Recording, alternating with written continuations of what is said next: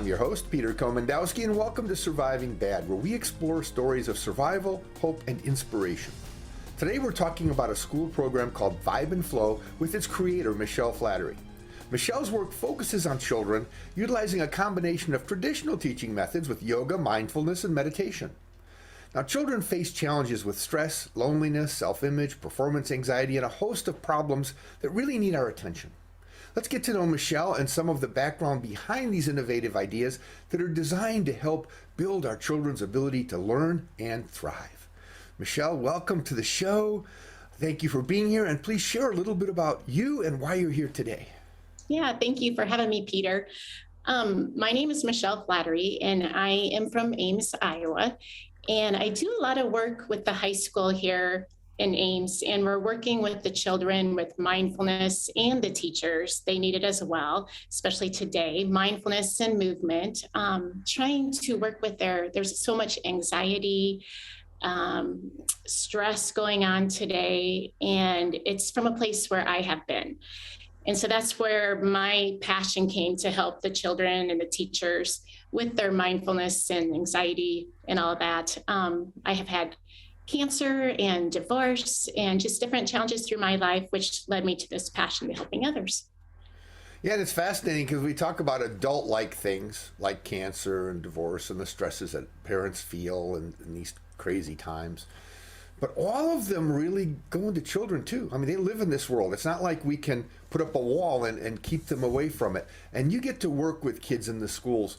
How has the student changed in the last few years? What do you see differently today?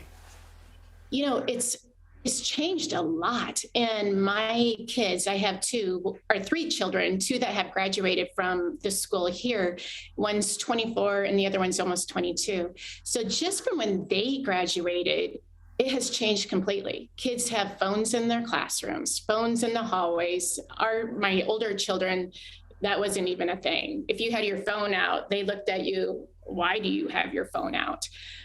Just so much stress walking through the hallways. And of course, the mask, not seeing emotions. Especially in our school, there's so much more anger. There's fights, there's fires in the bathroom. Just big changes compared to a few years ago. So tell us about Vibe and Flow. What's sort of the core elements of that program? Vibe and Flow is bringing to the schools. First, I'd like to reach out to the teachers, because I feel like if the teachers and the students don't both have this program of Vibe and Flow, it's not going to flow. So I work with the teachers with self-care. We work in movement and mindfulness, really learning how to bring themselves to their classrooms, and then they can see their students and bring them to the classrooms, and understanding the tools that they are using and practicing. So then I go into some of the classrooms that are having troubles. Some of the students, they're the tier 3 groups, or just classrooms before they have a test, teaching them how to calm, be present, and take that test without worries. You know, it's a funny thing because I can go back to looking at my life, but now it's almost normal. Like when you're talking, I do deep breathing to keep myself focused and relaxed. So that it becomes a second nature when you've done some of this. How are children responding to some of these new techniques, and teachers? Right. So the teachers, it's hard to have them find time. And that's huge. We all have time. We're standing in the line at the grocery store. We're waiting while we put gas in the car. And that is time to practice being mindful. That's time to think, oh, I smell the gas, it's on my hands. I'm not going to go back to work. But a lot of times our mind is just going, and we don't even notice we're putting gas in the car. The teachers don't even notice I'm eating in between classes. And so I would like to see more of the teachers come, but I probably have about 8 teachers the last 4 years. And the students are really, there's one class I go 4 times a week, and they are the ones I see change, because it's practice, just like a marathon. You got to practice for that final race. Our race is life. You've got to practice every day. There's not an end. Well, that is very much true. And we actually, I don't know what experience you've had recently, but it seems like kids in the classroom are now craving some of those personal skills. They've had enough of all this video and media time, and some of them are going back in the classroom saying, God, I'm happy to be back here. And some skills like this are probably really important for them. Right. So I think we had spoke before where I think more in the middle school, we're seeing that where they want to come to the classroom. And I have a daughter that's a sophomore at the high school. So the problem with the pandemic, so many of them and children that I have worked with at the high school, they were used to having that schedule where they're going by Zoom or Google, whatever they do, the Google Classroom. And so they have their own schedule. They don't have to be seen, so they could go walk, get a drink, and now they're in the classrooms where they don't have that freedom. So some of them would still like to be Zoom. Some of them don't know how to talk anymore with the students. So it's just a whole new world. And I would like to see more interaction with the students face to face instead of, texting, because they're used to that now. Well, it'll be a good topic to look at after a break. We're going to take a short break and come back to continue our conversation with Michelle Flattery. Stay tuned. You don't want to miss this.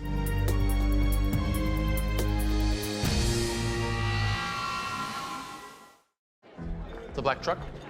Hey, Christina from accounting. Yeah, hi. Hey, I used to date a girl named Christina. Oh, really? Yeah, and then she dumped me for my best friend.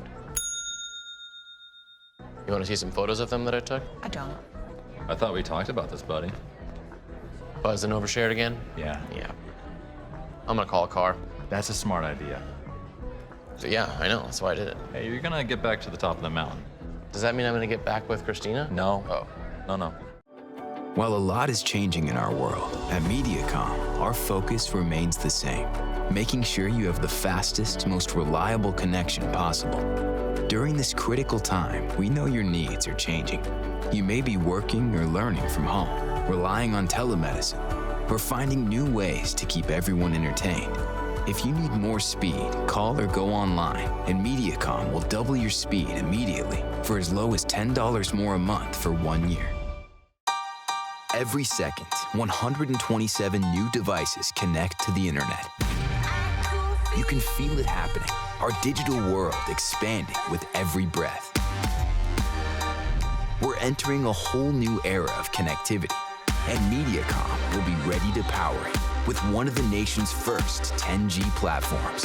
We'll be bringing you more speed, more capacity, more security, and the power to do more than you ever dreamed possible.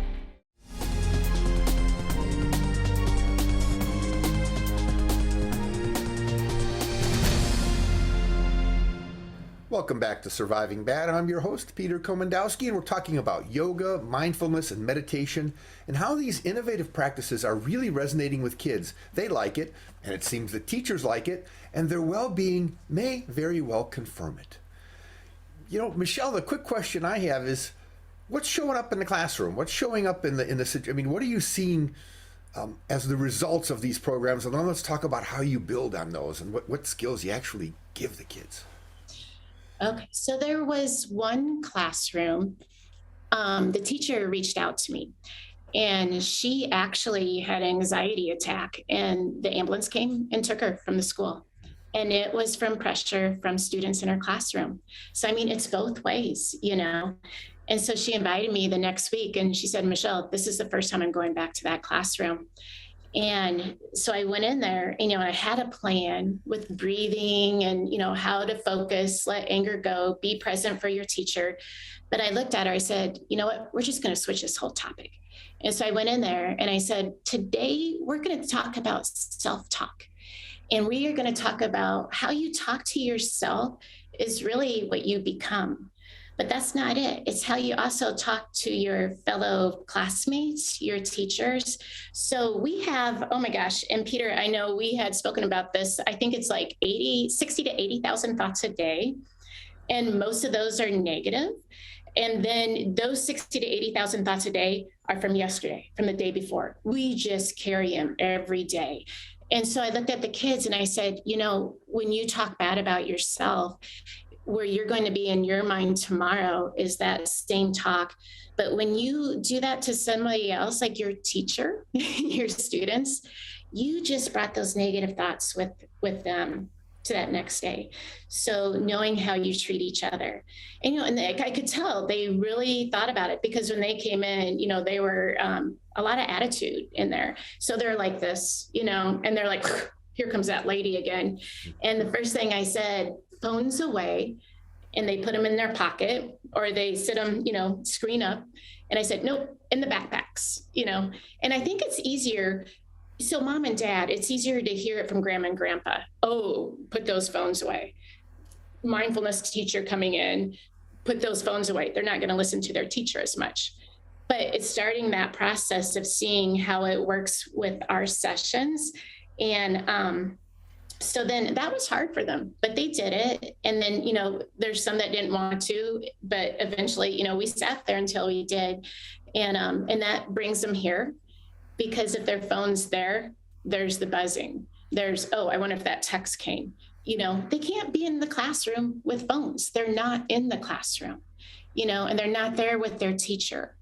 And then how you sit, like right now, you're sitting nice and tall. I'm on my yoga blocks, actually. This is my space right now, but I'm trying to sit up tall. If I was like this with you, I'm not here to talk. And so the students, we start, your eyes can be opened or closed. I'd like your ankles underneath your knees. I want you to feel your feet rooted to the ground. I want you to feel yourself sitting up nice and tall. And I want you to realize where you are. You're not at home watching TV. You're here with the gift of school, with that teacher in front of you to give you the gift to get out of school into your future. But you need somebody watching this on TV could do the same exercises. Oh, yeah. Sit up straight instead of slouching in your chair. Take a deep breath and focus on what you're watching. Yeah. Because I don't want to say that all media is terrible. There's a lot of great benefits to media. Oh, yeah. But we talk about this, and other listeners have heard me say this, media and attention is like a hammer. If you use it to build a house and do good things, it's great. But if I hit you in the head with it or use it to break things, it's not so good. It's the tool that we have to embrace. So that's sort of neat teaching. A quick question, because you made me think, we talk about children and everything else, but right now we have a crisis in Iowa and America with teachers. Yeah. And it sounds like this kind of help would really help teachers cope with the kind of stresses that are pushing a lot of teachers into retirement and out of the classroom. What are your thoughts? I agree. And it's the problem reaching for me, the teachers, trying to find time. They think they don't have time. I even suggested, how about after lunch, when it's after lunch where the kids, it kind of goes in the school, and you come into the classroom, woo, and just so much has gone on. And our students can leave. I think if they're junior and senior, they can leave the school for lunch and come back if they choose to, but they're a whole new person after lunch. So my thought was, even just 1 minute, or even in the morning, take 1 minute, 60 seconds, have your students and yourself ground and be grounded. It's just like that breathing technique I did. I just want you to sit or just check in on a journal. How am I feeling right now after my first day? The morning. But the problem is the teachers, they're thinking, oh, it's more work on what I already have. But the thing is, I can get all that stuff ready for that 60 seconds. We can put me up on Zoom, or I can pop into classrooms. And then the gift is the teachers need to take that 60 seconds. I just gave them the gift of 60 seconds to be still with their students. But they have to get in that mind that they can do it and they deserve it. And it'll be better for all of them. Hey, those are great points. We're going to take another short break. And when we come back, we'll ask Michelle to share some more stories about her experiences and how people respond to this vibe and flow idea. See you all after the break. You don't want to miss this.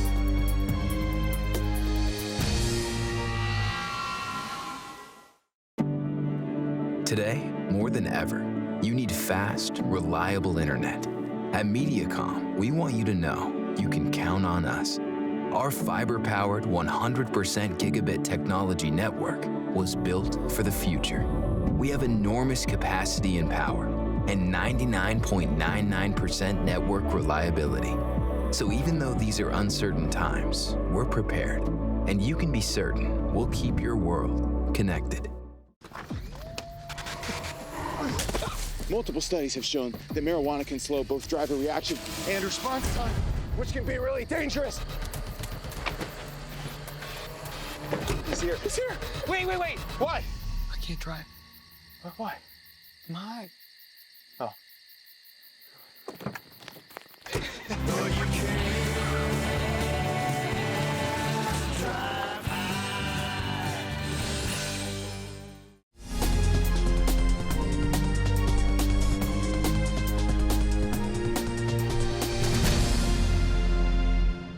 Welcome back to Surviving Bad. We're talking with Michelle Flattery and her program Vibe and Flow that can help people feel better and help them approach the day with maybe a little bit more confidence.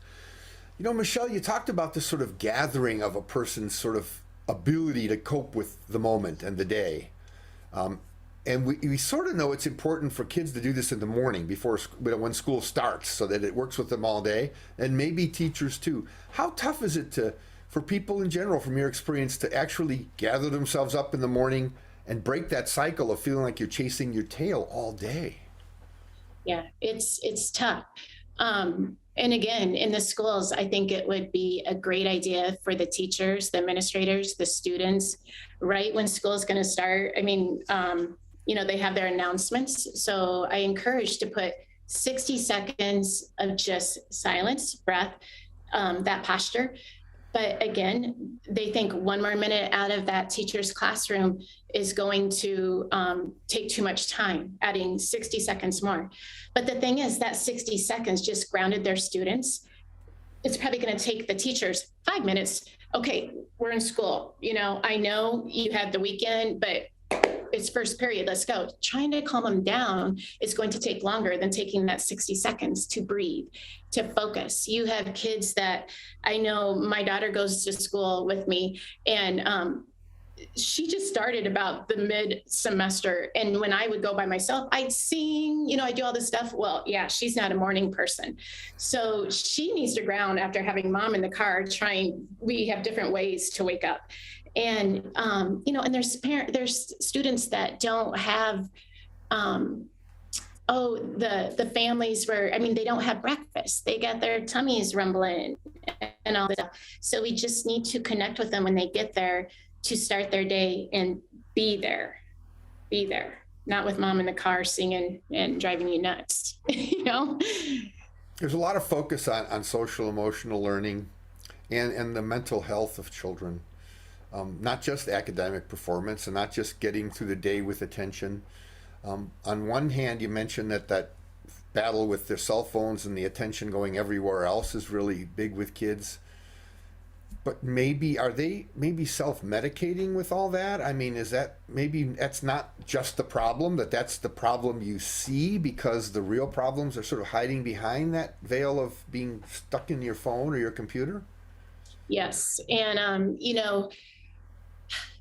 it is. It's hiding behind that phone, behind the computers. And a big struggle is there was a student that came in and she was being bullied, and where do you be bullied today in the schools? On your phones, and then she had a text and she looks at it, the person who's bullying. So the teacher asked her to put it down.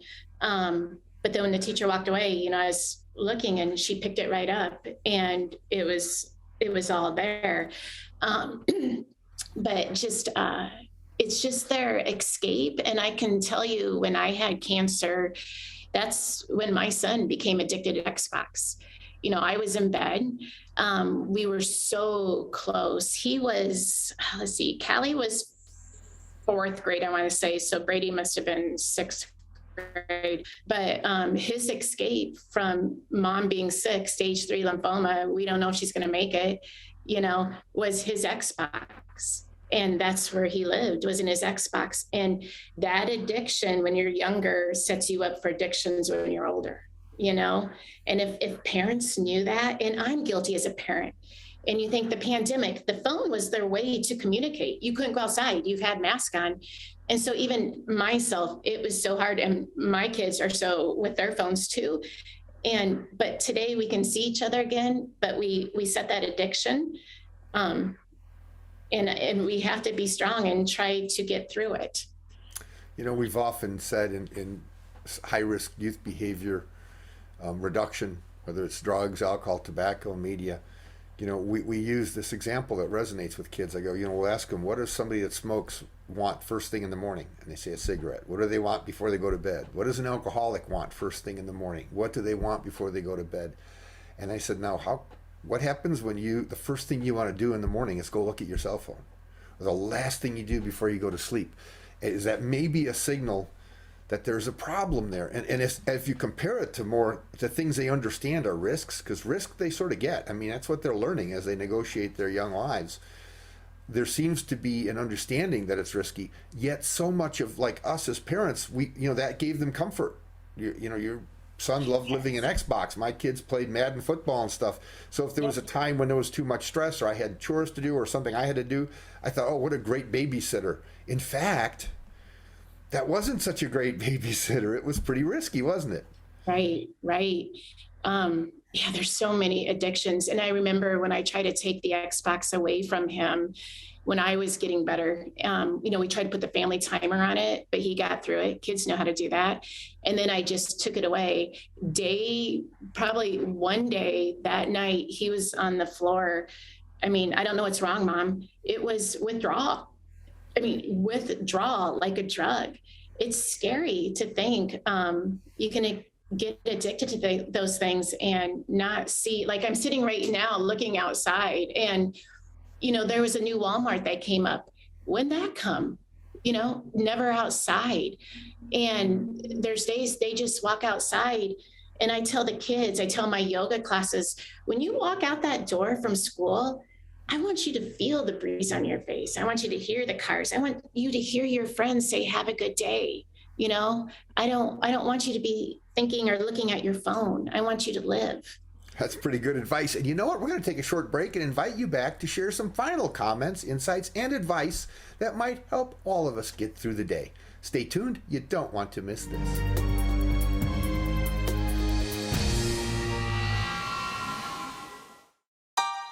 Every second, 127 new devices connect to the internet.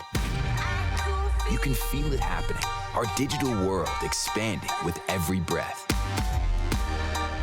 We're entering a whole new era of connectivity, and MediaCom will be ready to power it with one of the nation's first 10G platforms. We'll be bringing you more speed, more capacity, more security, and the power to do more than you ever dreamed possible.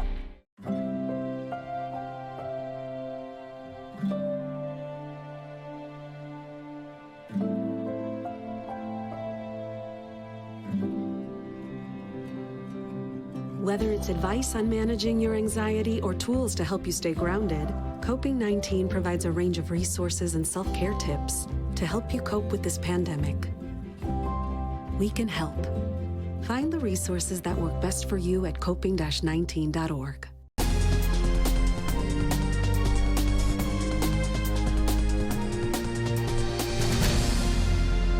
Welcome back. Today on Surviving Bad, we're talking about helping Iowa youth and teachers face stress, loneliness, self-image, performance anxiety, and a host of problems that can benefit from a program called Vibe and Flow.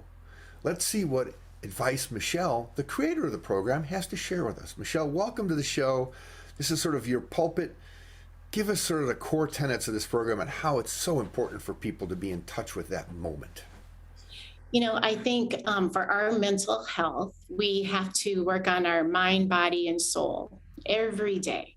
So your mind, you're always learning. During the pandemic, since I couldn't be in the school, I fed my mind just learning more and more what I could help the students and the teachers with when I got back into school. Your body is the only one we get, right? We are a soul living in the human body is the way I think of it. And we are all souls. Nobody is better than each other. So the kids, that's where we come into the morning classroom. And but we look at each other. Did we feed our body today? Sleep, number one. And we need, 7 to 8 hours sleep. All of us adults, the students, when I go in the first class where the students, a lot of them are in tier 3 group, they're sleeping on the couch. They're sleeping.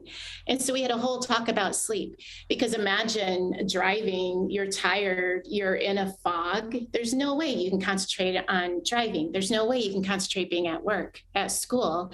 So sleep, you need sleep, or you're gonna drive right past the school, right? So take care of your body. It's a gift. It's a gift. Mind, body, soul. Soul, I have a strong faith. Not everybody does. We all have something. I like to call it your truth teller. It's your truth teller. Everybody has a truth teller. It is someone that you go to. Mine is God. And, everybody has their own truth teller. What it is, it's okay. But I feel like you need that something in your life. And then just use those tools. And with breathing, nature's huge, brings you in the present moment. My puppy, you come home, always so happy to see me. Dog's always in the present moment. There's so many tips and tools. You need to practice. You need to practice. Gratitude. Now, if you could go back in time to when you were a kid, middle school or high school, and you had like 15 or 20 seconds going down the street, and all of a sudden you saw yourself and you could say something, what would you tell your younger self? Tell my younger self, you're going to be okay. Going through high school, I had my dad as a teacher. And I'm going to share because it's not a secret. And I think Dad will be okay with this. He was an alcoholic. And that was hard as a student or daughter coming in, but he was also the favorite teacher.